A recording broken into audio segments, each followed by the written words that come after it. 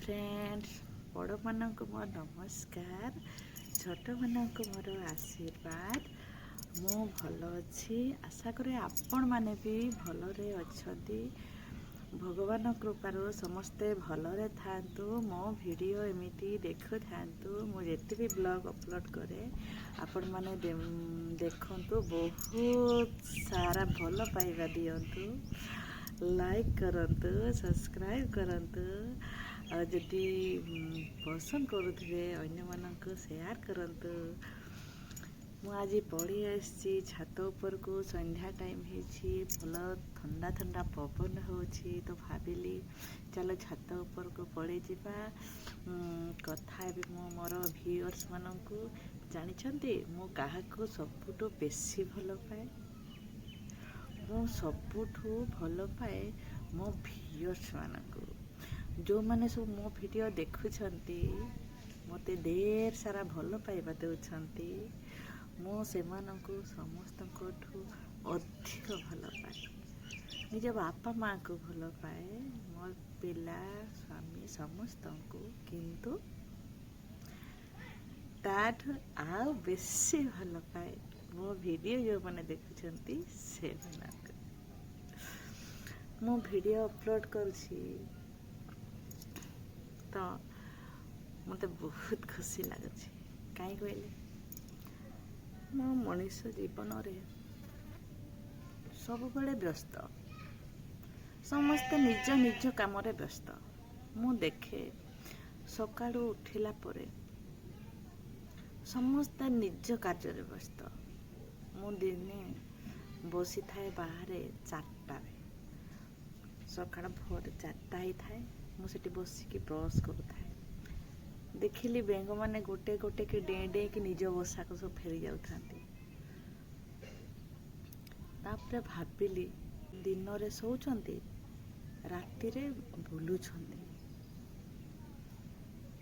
आमे सोइला परे से माने पदा को बाहर की बुलुछंती संध्या रो बाहर जानती फेरी से माने समय ठीक भाबरे जणा काई 4टा हेला माने से माने रिटर्न करंती आसिकी जी जोठी रोचंती आंकर बसा को फेरी आसंती से कथा कहि पारु नांती किंतु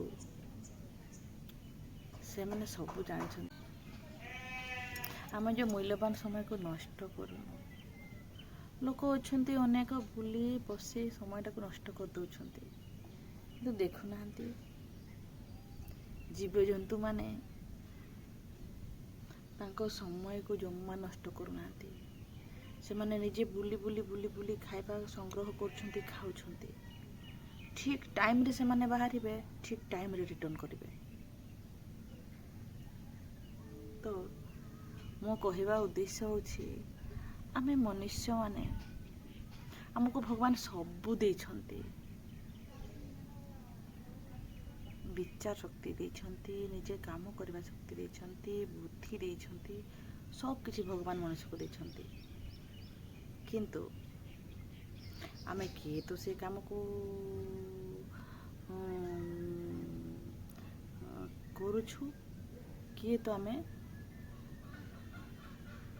समयटा को एमती बुली बुली नष्ट कर दउछु जे समय को बुली बुली नष्ट कर दउछि दुख पाउछि बोली कहंती जे समय को ठीक भाव में विनियोग करुछि से सुख पाउछि कहंती दिने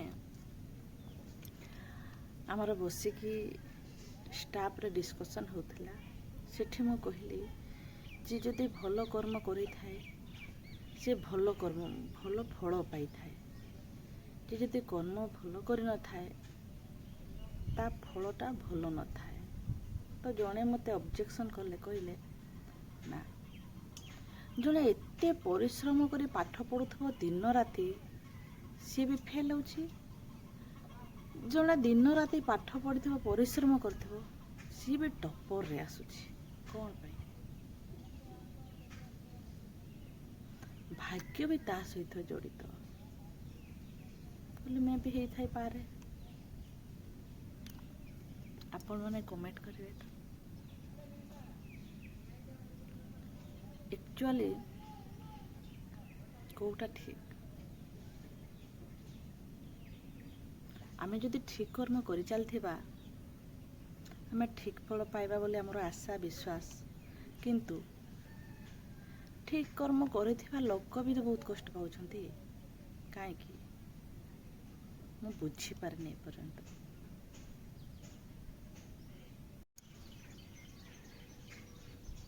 ଆଜି ମୁଁ ନାରୀମାନଙ୍କୁ ନେଇ ଗୋଟେ ଆଲୋଚନା କରିବା ପାଇଁ ଭାବୁଛି। କେତେ ଦୂର ମୁଁ ଠିକ୍ କହିବି, କେତେ ଦୂର ମୁଁ ଭୁଲ କହିବି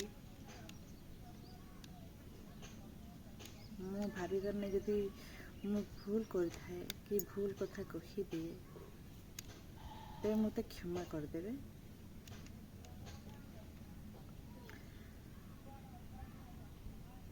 ଏଇ ଦୁନିଆରେ ଯେତେ ବି ଝିଅ ଜନ୍ମ ପାଇଛନ୍ତି, ବାପା ଘରେ କେତେ ସ୍ନେହ ଆଦର, କେତେ ସ୍ନେହ ମମତାରେ ବଡ଼ ହେଇଥାନ୍ତି, କେତେ ଆଦର କରିଥାନ୍ତି ବାପା ମା।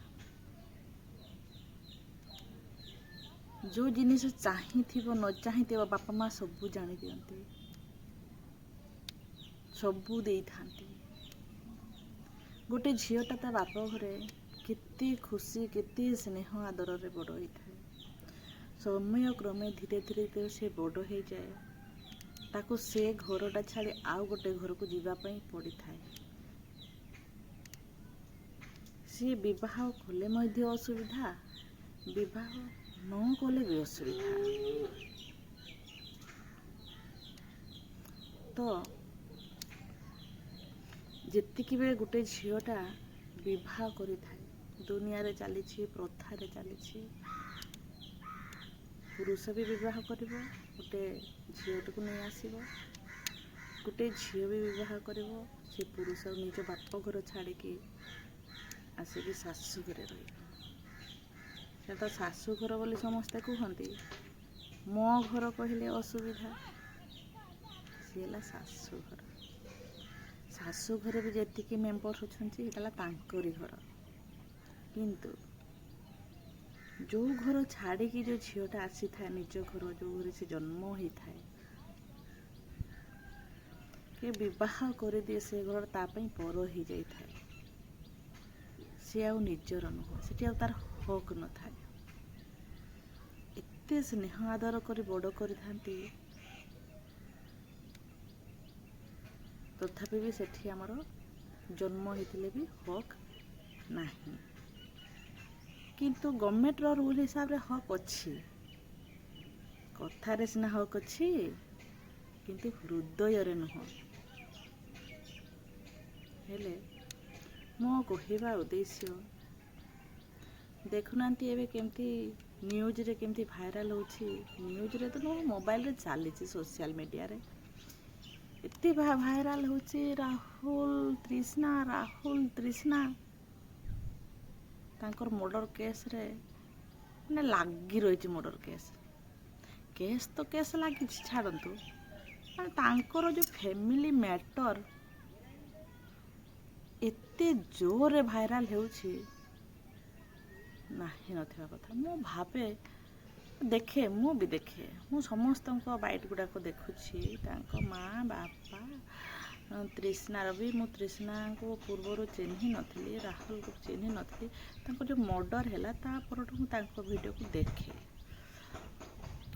ତ ଗୋଟେ ଝିଅର ଅଧିକାରଟା କେଉଁଠି?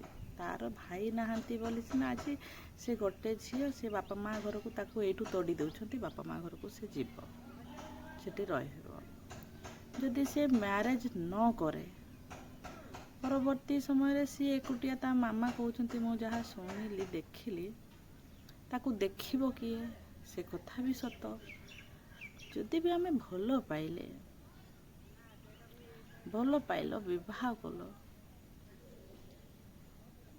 ଆମେ ଭଲ ପାଇବା ଯେ ଅଳ୍ପ ବୟସରେ ଭଲ ପାଇଥିବା ଭଲ ପାଇବାଟା କେବଳ ସ୍ନେହ ମମତା ଆଦର ଖୁସି, ଗୋଟେ ଏନ୍ଜୟ ଲାଇଫ୍, ସେଇ ଭଲ ପାଇବା। ସେଟା ବିବାହ ପାଇଁ ନୁହଁ। ଯଦି ଆପଣ ବିବାହ କରିବେ,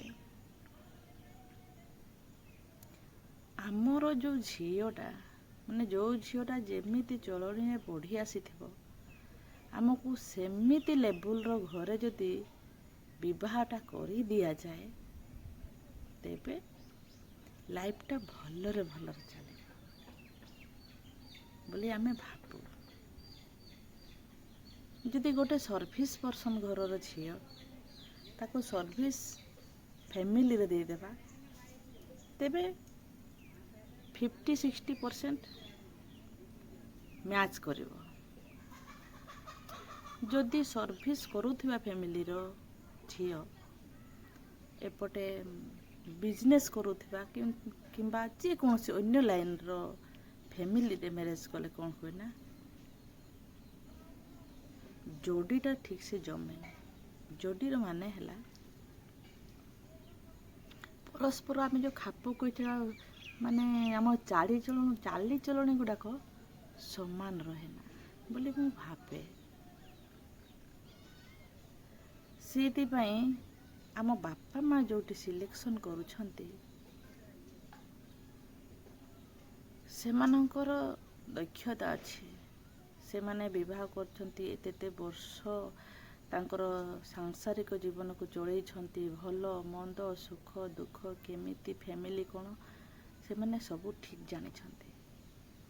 ଆମେ ଯଦି ବାପା ମାଙ୍କର କଥାରେ ଯଦି ମାନିକି ବିବାହ କରିବା, ତେବେ ବୋଧେ ଆମେ ଆମ ଲାଇଫରେ ଭଲରେ ଚଳିପାରିବା ବୋଲି ମୁଁ ଭାବେ। କିନ୍ତୁ ବିବାହ କଲା ପରେ ବି ବାପା ମା ସିଲେକ୍ସନ୍ କରିଥିବା ଝିଅମାନେ ବି ବହୁତ ହଇରାଣ ହରକତ ହେଉଛନ୍ତି। ଏମିତିକି ଯେତିକି ବି ତାଙ୍କର ପଡ଼ୁନି, ସେ ଡିଭୋର୍ସ ହେଇକି କେଉଁଠିକୁ ଯିବ, ସେଇ ବାପ ଘରକୁ ଯିବ। ତେଣୁକରି ଏଇଟା ଗୋଟେ ବୁଝି ରଖିବା ଦରକାର, ଏ ଦୁନିଆରେ ଯେତେ ଝିଅ କିମ୍ବା ପୁଅମାନେ ଯେକୌଣସି କିଛି ରୋଜଗାର କରନ୍ତୁ, ଯାହା ବି ହେଉ, ନିଜେ କିଛି ତ ରୋଜଗାର କରନ୍ତୁ। ତେବେ ଆମକୁ ଯଦି କିଏ କିଛି ନଦେଲେ ବି, ଯଦି ଆମେ ଶାଶୁ ଘରେ ହକ୍ ନ ପାଇଲେ, ବାପ ଘରେ ଯଦି ନ ପାଇଲେ, ଆମେ ଯେ ପର୍ଯ୍ୟନ୍ତ ବଞ୍ଚିଥିବା, ଆମର ଯଦି ରୋଜଗାର ଥିବ, ଆମେ କାହା ପାଖରେ ବି ହାତ ପତେଇବା ନାହିଁ। ତେଣୁକରି ନିଜେ ଯଦି ରୋଜଗାର କ୍ଷମ ହେବ, ତାପରେ ବିବାହ କରିବ, ତେବେ ଆର୍ଥିକ ସମସ୍ୟା ଆସିବନି। ସେଟା ଗୋଟେ ଷ୍ଟେପ୍। ଆଉ ଗୋଟେ ହେଲା ଫ୍ୟାମିଲି ମେମ୍ବର୍ସ ମାନଙ୍କ ସହିତ ଚଳିବା। ଆମେ ବିବାହ କଲେ, ଆସିଲେ ଗୋଟେ ନୂଆ ଫ୍ୟାମିଲିକୁ, ନୂଆ ଜାଗାକୁ ବାପା ମା ଛାଡ଼ି ଦେଇକି ବହୁତ କଷ୍ଟ ଲାଗେ, କି ତୁଳନା କରିହେବନି ସେ କଷ୍ଟ। ଯିଏ ଛାଡ଼ିକି ଆସିଛି ସିଏ ଜାଣିଛି, ଯିଏ ଛାଡ଼ିକି ଆସିନି ସେ କହିପାରୁନି। ଯେମିତି କୁହନ୍ତି, ଯିଏ ଭଲ ପାଇଛି ସେ ଜାଣିଛି ଭଲ ପାଇବାର ମହତ୍ଵ। ଯିଏ ଭଲ ପାଇନି, ସିଏ ବି ଜାଣିବ କୁଆଡ଼େ ଭଲ ପାଇବାର ମହତ୍ଵ। ଯିଏ ମା ହେଇଛି ସିଏ ଜାଣିଛି ଗୋଟେ ଛୁଆଟାକୁ ଜନ୍ମ କରିକି ପାଳନ କରି ବଡ଼ କରିବାର କଷ୍ଟ। ଯିଏ ପିଲା ଜନ୍ମ କରିନି, ମା ହେଇନି, ସିଏ ବା ଜାଣିବ କଷ୍ଟ, ସେ ଜମା ବୁଝିପାରିବନି। ଠିକ୍ ସେମିତି ଯିଏ ବାହା ହେଇକି ଶାଶୁ ଘରେ ବଡ଼ ଫ୍ୟାମିଲିରେ ଚଳିଛି, ସେଇ ଜାଣିଛି କିପରି ଚଳିବାକୁ ହୁଏ। ବହୁତ ଯନ୍ତ୍ରଣା ମିଳେ, ବହୁତ କଷ୍ଟ ମିଳେ। ପରସ୍ପର କଥା ମ୍ୟାଚ୍ କରିବନି, କଥାରେ ଭୁଲ କଥା ବାହାରିବ।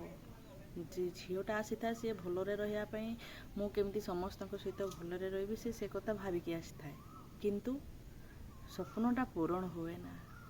ତେଣୁକରି ଯେବେ ବି ମ୍ୟାରେଜ୍ କଲା ପରେ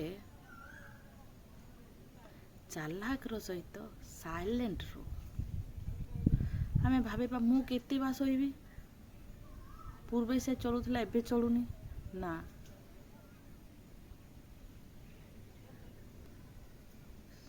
ଆମେ ମଣିଷ ଏତେ ସବୁ ଜନ୍ମ ହେଇଛୁ ଏ ଦୁନିଆରେ।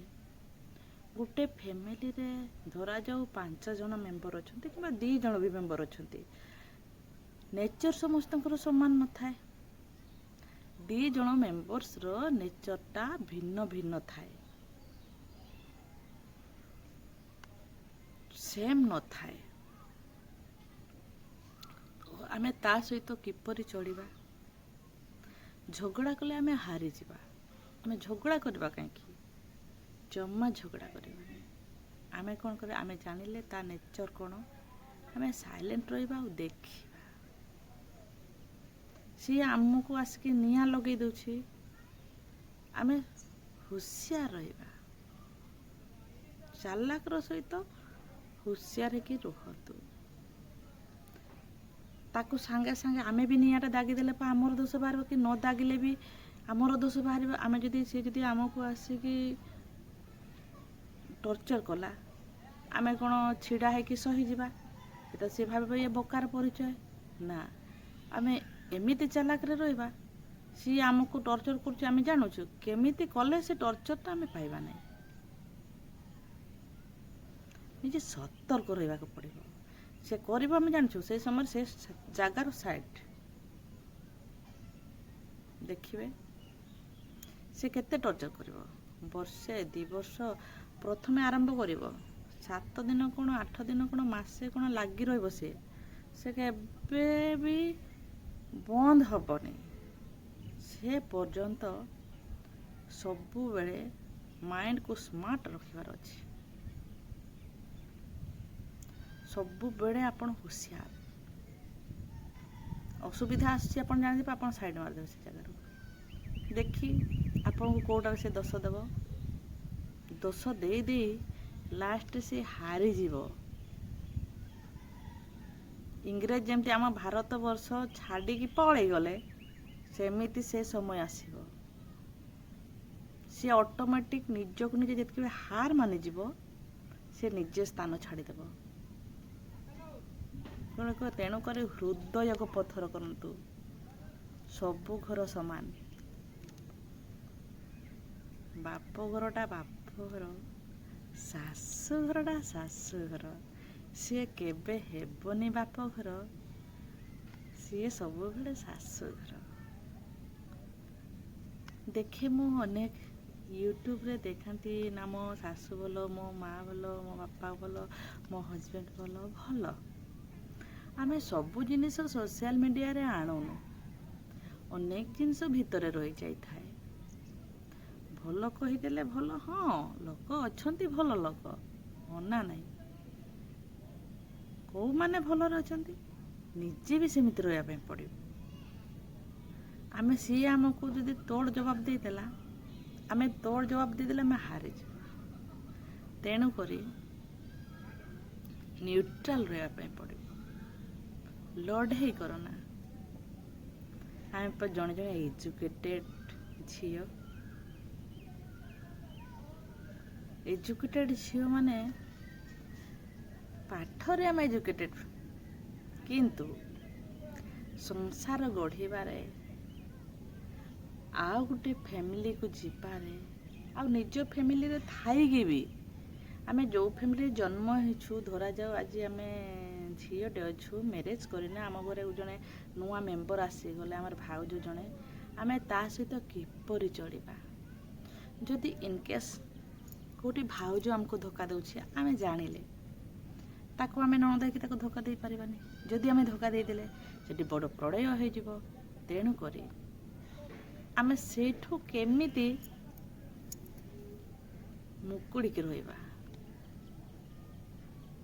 ସିଏ ଆମକୁ ଦୋଷ, ଆରମ୍ଭ ହେଲା ଦୋଷ, ପରସ୍ପର ଦୋଷ ଦିଆଦି, ୟାକୁ ତ ସିଏ ତାକୁ ଦୋଷ ଦେବ, ୟାକୁ ସିଏ ତାର ଦୋଷ ଦେବ, ତାକୁ ସିଏ ଦୋଷ ଦେବ, ତାକୁ ସିଏ ଦୋଷ ଦେବ, ଏମିତିକି ଲଢ଼େଇଟା ଷ୍ଟାର୍ଟ ହୁଏ। ଥରେ ଯଦି ଦୋଷ ଦେଇଦେଲେ ଆପଣ ଜାଣିଲେ, ପରବର୍ତ୍ତୀ ସମୟରେ ସତର୍କ ରହିଯାଆନ୍ତୁ। ଦେଖିବେ ଯଦି ଆଉ ଲଢ଼େଇ ହେବ। ଦେଖି ଜଣେ ଯଦି ଆପଣଙ୍କୁ ଆସିକି ଧକ୍କାଟା ମାରିଦେଲା, ଆପଣ ଅଜାଣତରେ ଥିଲେ, ସେ ସଡନ୍ ଧକ୍କାଟା ମାରିଦେଲା, ଆପଣ ପଡ଼ିଯିବେ। ଥରେ ସିନା ପଡ଼ିଗଲେ, ନେକ୍ସଟ ଟାଇମ୍ ପରେ ଆପଣ ସତର୍କ ରହିବେ ତାଠାରୁ। ଯିଏ ଆପଣଙ୍କୁ ଧୋକାଟା ଦେଇଛନ୍ତି ଆପଣ ତାଠାରୁ ସତର୍କ ହେଇକି ରହିବେ। ଦେଖିଆ ପରେ ସେ କେମିତି ଧୋକାଟା ଦେବ। ପ୍ରତି ମୁହୂର୍ତ୍ତରେ ଆକ୍ଟିଭ ମାଇଣ୍ଡ ରହିବା ପାଇଁ ପଡ଼ିବ। ତେବେ ଆପଣ ଗୋଟେ ସୁନାର ସଂସାରଟେ ଗଢ଼ିପାରିବେ। ଦେଖିବେ 10 ବର୍ଷ ପରେ ଆପଣଙ୍କ ସଂସାରଟା ଏତେ ବଢ଼ିଆ ଚାଲିବ ଭାବି ପାରିବେନି। ତେଣୁକରି ଶାଶୁଘର ନୁହେଁ ଖେଡ଼ଘର ଯେଉଁ ଗୀତଟା ଯେଉଁ ଆମର ଅଛି, ସେ ଗୀତକୁ ବାରମ୍ବାର ଶୁଣିବେ, ସେ ଗୀତର ଅର୍ଥକୁ ବୁଝିବେ। ଆଉ ଆମର ଗୋଟେ ଅଛି ଦୁହିତା ଜୀବନ ଦୁଇ କୂଳକୁ, ସେ ଗୀତଟାକୁ ବାରମ୍ବାର ଶୁଣିବେ। ମୁଁ ସେ ଗୀତଟା କେବେ ଶୁଣି ନଥିଲି ପୂର୍ବରୁ। ଯେବେ ମୋର ମ୍ୟାରେଜ୍ ହେଇଗଲା, ମ୍ୟାରେଜ୍ ହେବାର 2 ବର୍ଷ ପରେ ମୁଁ ସେ ଗୀତଟା ଶୁଣିଛି। ମୋ ନାନୀ ଡେଥ୍ କରିଗଲେ, ମ୍ୟାରେଜ୍ କରିଥିଲେ। ମୁଁ ବହୁତ ଦୁଃଖ କରିଛି। ତା ପରବର୍ତ୍ତୀ ସମୟରେ ମୁଁ ସେ ଗୀତଟା ଶୁଣିଲି। ଏମିତି ମୁଁ ମୋବାଇଲରେ ସର୍ଚ୍ଚ କରୁ ଭାବି କେଉଁ ଗୀତଟା ଦେଖିବା ଟିକେ ଚଲେଇଦେଲି, ଶୁଣିଲି। ଏତେ କଷ୍ଟ ହେଲା ନା ମୋତେ, ମୁଁ ବସିକି ଭୋ କାନ୍ଦିଲି।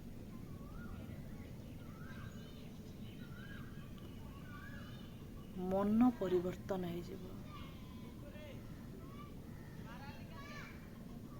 ଆପଣ ଠିକ୍ ସେ ବୁଝନ୍ତୁ, ଯେତେ ମ୍ୟାରେଜ୍ ନ କରିଥିବା ଝିଅମାନେ କି ମ୍ୟାରେଜ୍ କରିଥିବା ସ୍ତ୍ରୀ ଲୋକମାନେ, ମୁଁ ବିଶେଷ କରି ସେମାନଙ୍କୁ କହୁଛି, ଆପଣ ସେମିତି ଚଳନ୍ତୁ, ଦେଖିବେ କେବେ ବି ଅସୁବିଧାରେ ପଡ଼ିବେନି। କେବେ ନୁହେଁ। ସଂସାର ଏତେ ଭଲ ଚାଲିବ ଭାବି ପାରିବେନି। ଶାସ୍ତ୍ର ପଢ଼ନ୍ତୁ କିଛି ଟାଇମ୍, ସେଠୁ ଅନେକ ଶିକ୍ଷା ପାଇଯିବେ। ଆମେ ଛାଡ଼ି ଦେଉଛୁ, ଦେଖିବେ କେତେ ଭଲ ଲାଗିବ ଏ ସଂସାର, କେତେ ଖୁସି ଲାଗିବ ଏ ଦୁନିଆ। ଯାଇ ହେଉ ଭଗବାନ ମୋତେ ମଣିଷ ଜୀବନ ଦେଇଛ, ମୁଁ କେତେ ଶାନ୍ତିରେ କେତେ ଖୁସିରେ ମୋ ପରିବାର ଆଉ ଏ ଦୁନିଆ ସହିତ ମୁଁ ଚଳୁଛି ବୋଲି ଭାବିବି। କଥାଟି ଯଦି ଆପଣଙ୍କୁ ଭଲ ଲାଗିଥାଏ ତେବେ ଗୋଟେ ଲାଇକ୍ କରିଦେବେ। ଯଦି ଆପଣଙ୍କୁ କଥାଟା କଷ୍ଟ ଲାଗିଥାଏ ତେବେ କ୍ଷମା କରିଦେବେ। ମୁଁ ମୋର ଯାହା ଭାବିଲି ତା ମୁଁ ଆସିକି ଆପଣମାନଙ୍କ ସହିତ କଥା ହେବି ବୋଲି ଭାବିଲି। ତ ବସିକି ମୋ ଶାନ୍ତ ମନରେ କଥା ହେଉଛି।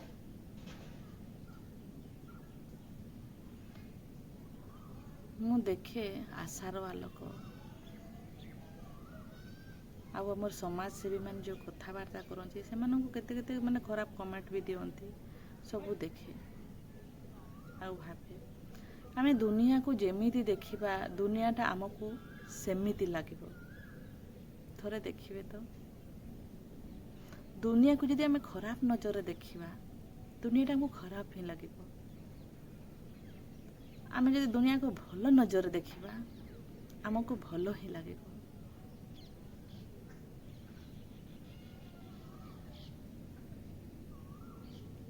ଆମକୁ ଜଣେ ଯଦି ଖରାପ କହିଦେଲା ଆମେ ଦୁଃଖ କରିବା କାହିଁକି?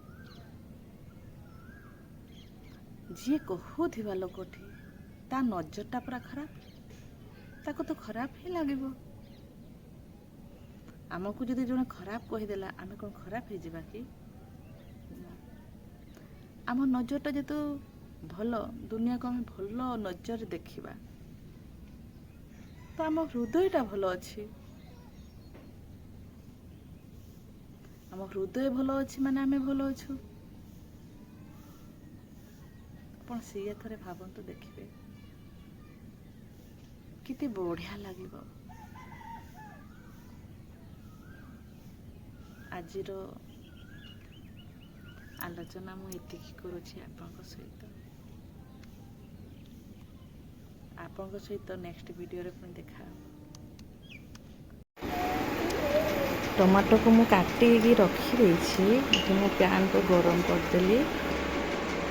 ପ୍ୟାନ୍ ଗରମ ହେଇ ଆସିଲାଣି। ମୁଁ ତେଲ ପକାଇଦେଲି।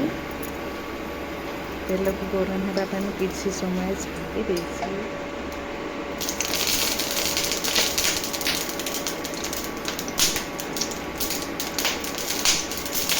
ତେଲ ଗରମ ହେଇ ଆସିଲାଣି।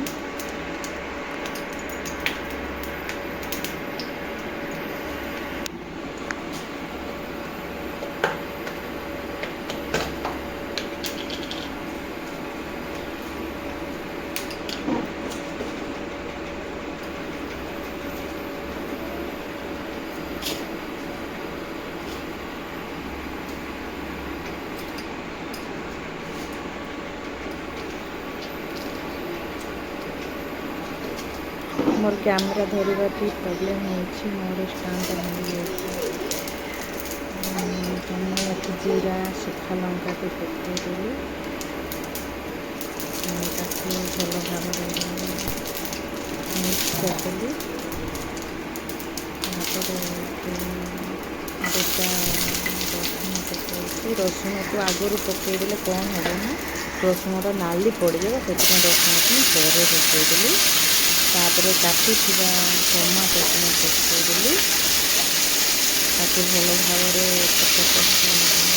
भाजीदेले सीखा तेणुकर एक तापर ताकि किसी समय छाड़देवी। किसी समय छाड़देला भल भाव सीखी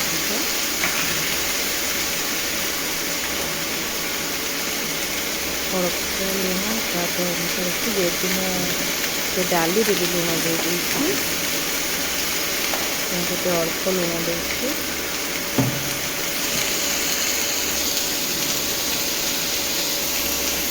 लुण मिशिला छोट टे भाजी दे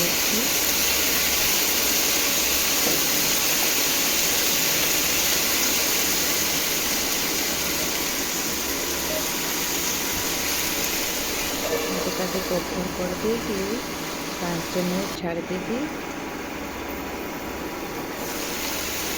देखते 5 मिनट छाड़ा सीखी जाए।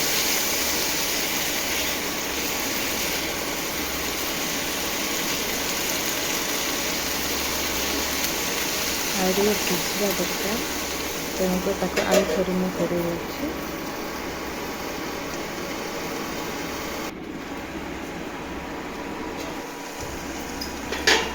एबे सीखी जाइए। टमाटो सीझी जाइए। देखी पारे भल भाव होगला।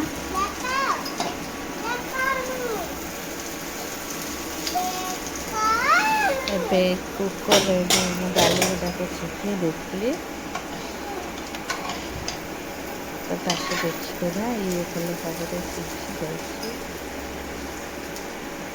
मैं पैकेट को मिक्स कर देती।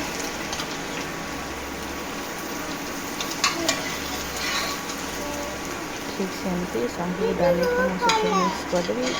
विथ डाली एमती रोषे करेंगे तड़का डाली भारी टेस्ट लगे। सबको मुझे मिक्स करदेली। प्रेसर कुकर जी भी डाली अच्छे सब डाली मुझे आड करदेवी।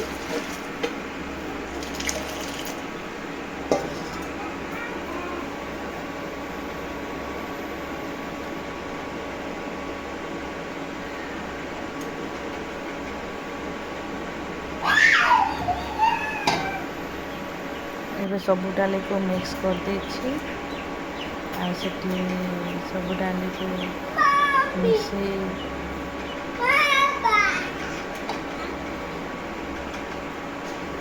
कवर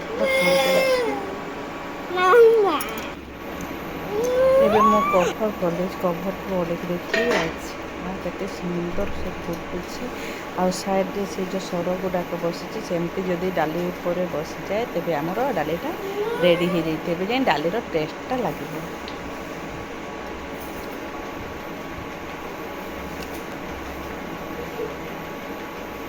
କେତେ ବଢ଼ିଆ ଭାବରେ ଫୁଟିଗଲା ଡାଲିଟା।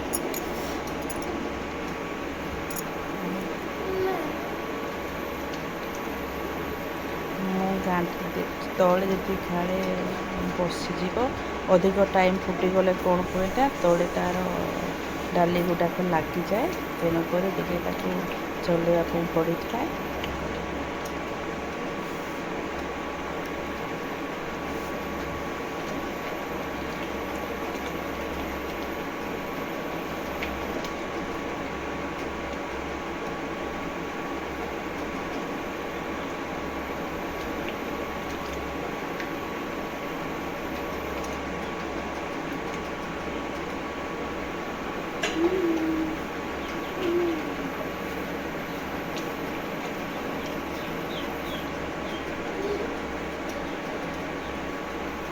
ଡାଲି ହେଇଯାଇଛି, ଏବେ ଆମେ ଅଫ୍ କରିଦେବା।